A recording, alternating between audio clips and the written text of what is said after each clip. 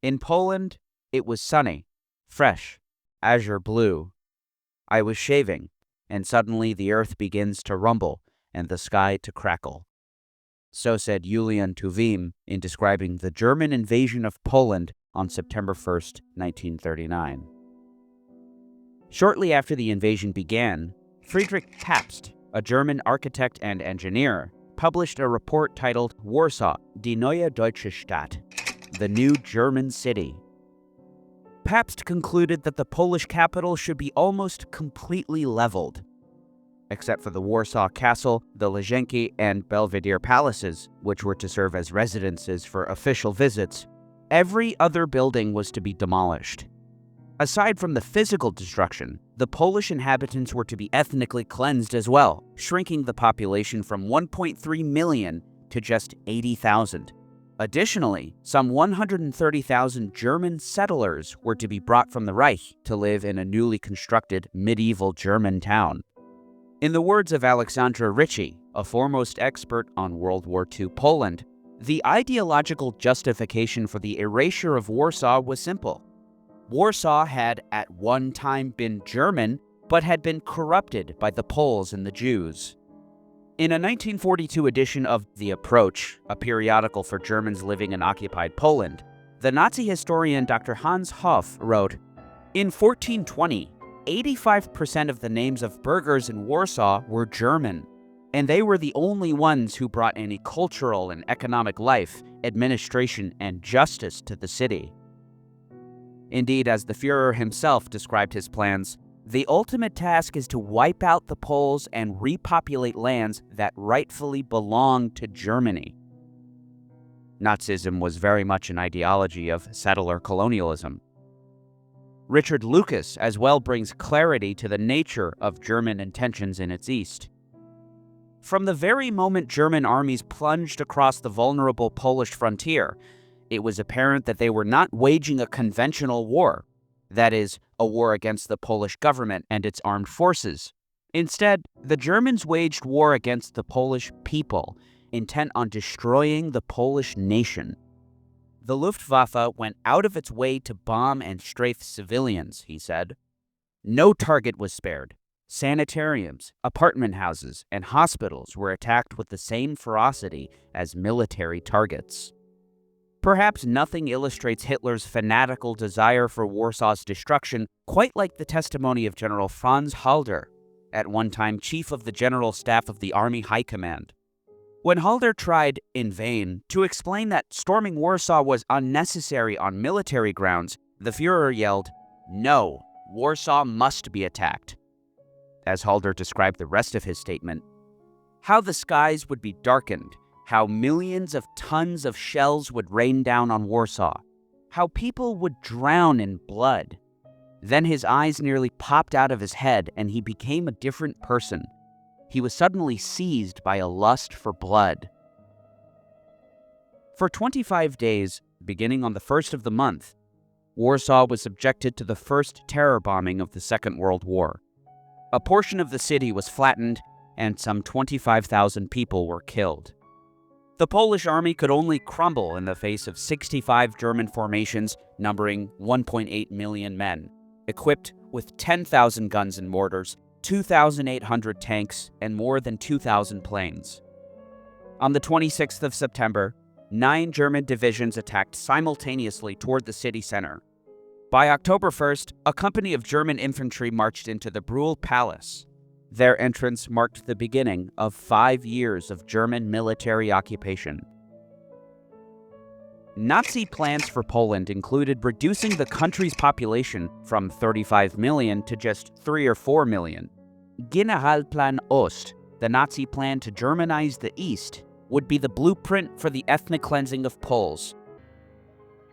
The first shots of the Warsaw Uprising were fired on the 1st of August, 1944, at 1:50 p.m. in Żoliborz sector.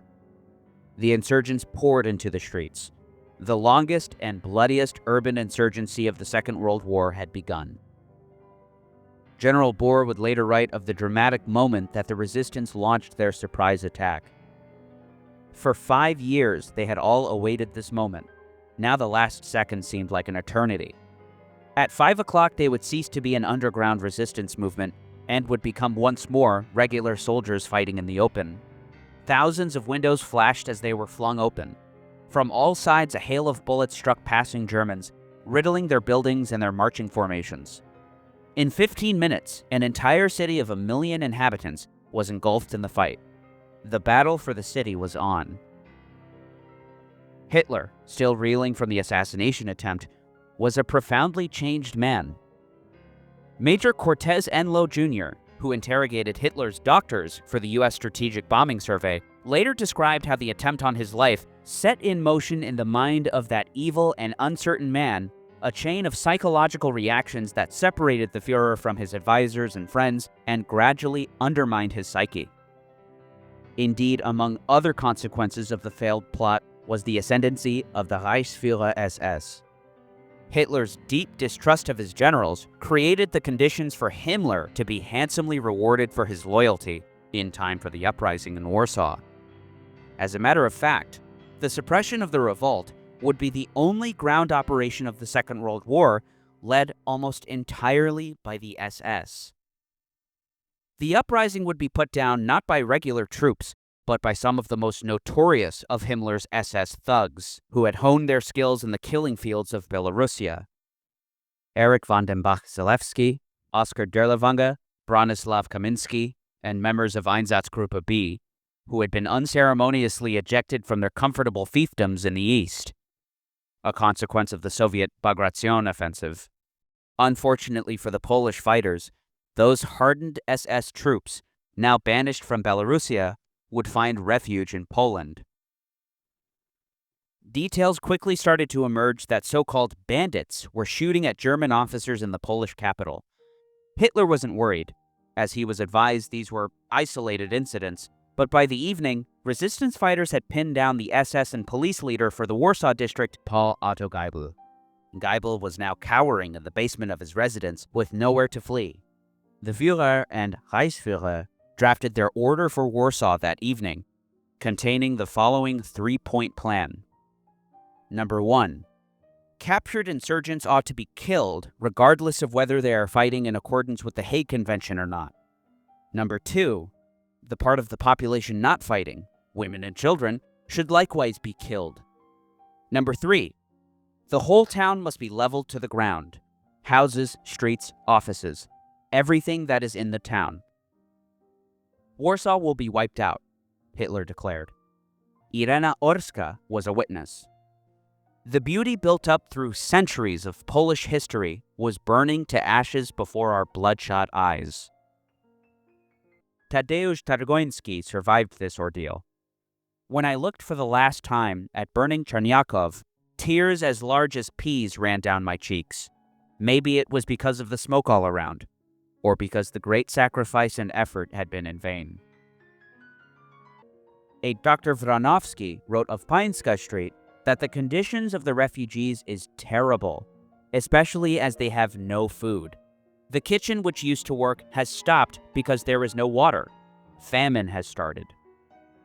A survivor of this apocalypse, Anna Szatkowska, described how people knelt on the ground, spoon in hand, taking rainwater from puddles and poured spoon after spoon into cans and dishes.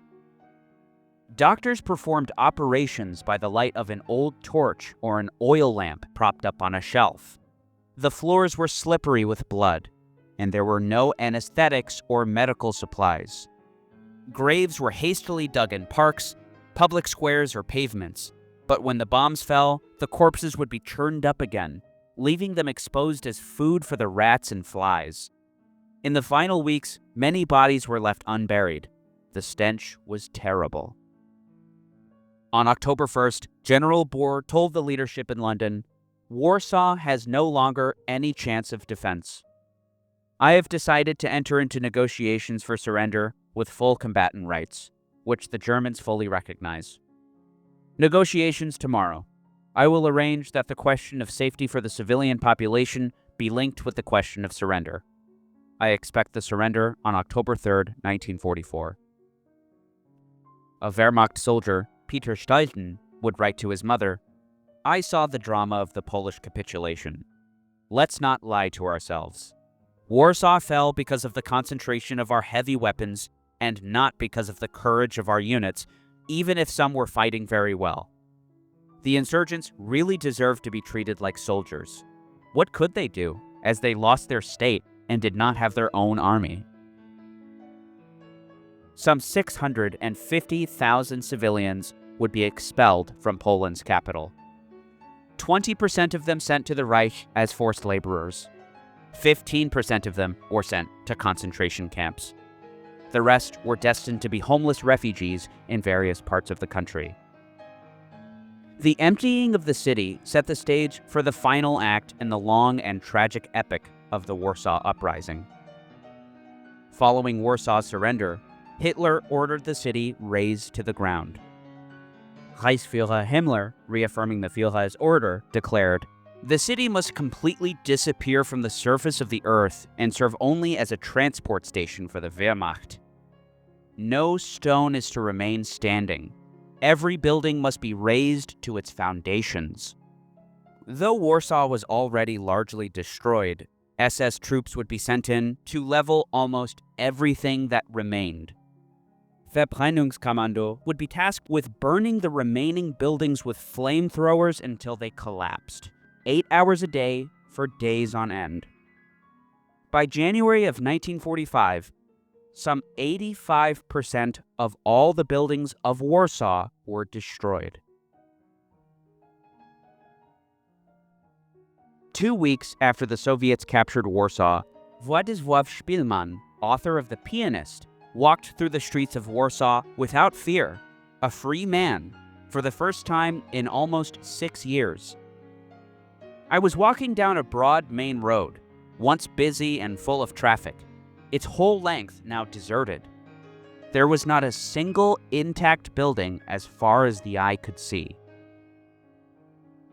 After the war's end in 1945, General Dwight D. Eisenhower visited the ruined city.